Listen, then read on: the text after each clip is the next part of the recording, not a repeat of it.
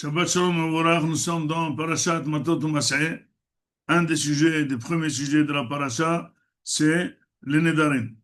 C'est les vœux que fait l'homme, la femme, la fille. Et finalement, les vœux que fait quelqu'un, il doit les appliquer. Ils sont très graves.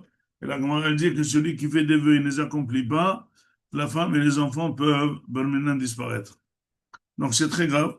C'est pour ça que les gens s'habituent toujours à dire Beli Neder. Maintenant, la Gemara elle dit qu'il y a en principe chaque neder, mais c'est pas la Gemara, la Torah elle-même. Chaque neder, en principe, c'est le Beddin qui doit lui faire la Hatara. Soit qu'on fait Rosh Hashanah pour à toutes fins utiles. Les nedarim qu'on n'a pas pu être matir, on est matir autant. Et pour voir au cas où. Mais si quelqu'un connaît un éder, il ne faut pas il faut pas compter sur Atara Nedarim, il faut venir chez le Rav et faire une vraie Atara devant un Beddin aujourd'hui. Il n'y a pas un seul Dayan, il faut trois Dayanim. Mais il y a une autre notion que le mari lui-même, s'il est Rav, s'il n'est rien du tout, il peut annuler les vœux de sa femme. Quels sont les vœux que le mari peut annuler? C'est les vœux qui les concernent mutuellement et les vœux que la femme peut éventuellement se donner un ordre rigide de vie, ou par exemple de régime, ne plus manger de viande, ne plus manger de fruits et tout, où là, son corps va s'affaiblir, il a le droit de dire, je ne suis pas d'accord. La Torah lui a donné un jour pour l'annuler. Si jamais il ne parle pas ou il ne l'a pas annulé, alors là, c'est un vœu, il faut aller au Bédine.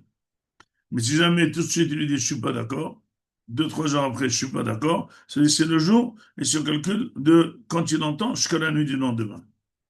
Donc si elle le fait à 7h moins 5, la shkia est à 7h, il a 5 minutes, si elle le fait à 10h du matin, la shkia 7h. Quel est ce droit qu'il a le mari d'annuler les vœux de sa femme? Tout simplement, tu peux faire tous les vœux que tu veux, mais ça doit te concerner à toi, pas concerner quelqu'un d'autre. Tu ne peux pas le faire sur le compte de quelqu'un d'autre. Or, ça, c'est des vœux sur les relations mutuelles. Elle ne veut pas se maquiller, elle ne veut pas se laver, elle ne veut pas être avec lui, etc., etc.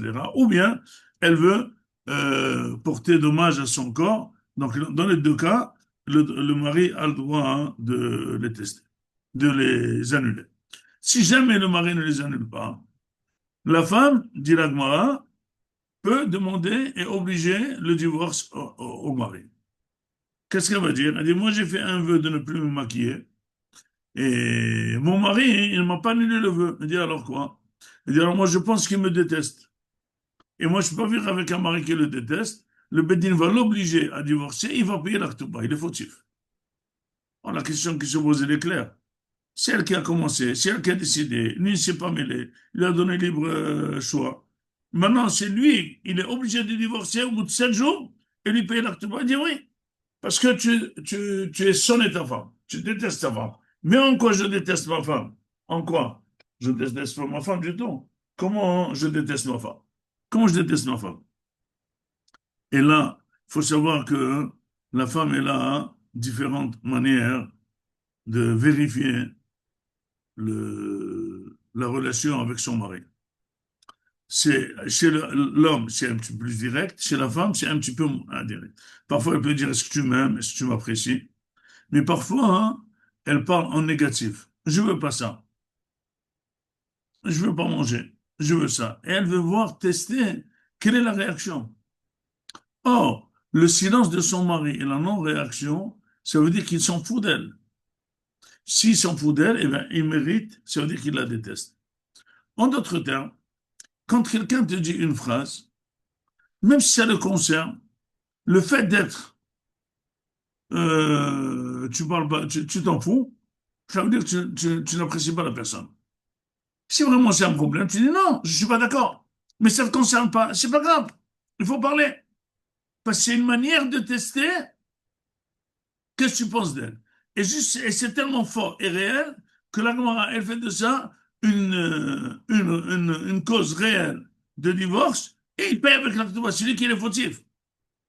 Pour dire que quand tu entends quelque chose parler chez quelqu'un, il ne faut pas rester indifférent. Il faut savoir réagir. Et même réagir en étant énervé, c'est bien. Parce que ça montre que tu n'acceptes pas ça. Et ça, c'est très positif. Parce que l'autre, il dit, voilà, ça lui va. Je n'ai pas préparé de manger. Tu dis, ah, j'en fous. Ça, tu n'as rien à foutre. J'ai pas fait la maison, je m'en fous. Je vais pas me maquiller, tu t'en fous. Mais chaque fois que tu dis tu t'en fous, donc ça veut dire que l'autre n'existe pas. Non, ça doit te déranger. Quelqu'un que sa femme lui fait une grève dans ces choses et il ne répond pas et il s'en fout, ça veut dire vraiment il s'en fout. Il doit dire que ça me fait mal, il doit se discuter avec elle. En se disputant avec elle, il la rend importante. Que sans elle, il ne peut rien faire et c'est ça vraiment le Shlombaïd. Donc, il faut savoir accueillir les dires positifs, il faut savoir aussi accueillir les dires négatifs et réagir. Sinon, ça peut être témoin de que le mari déteste la femme et ça peut vraiment créer un divorce. Shabbat shalom, me voilà.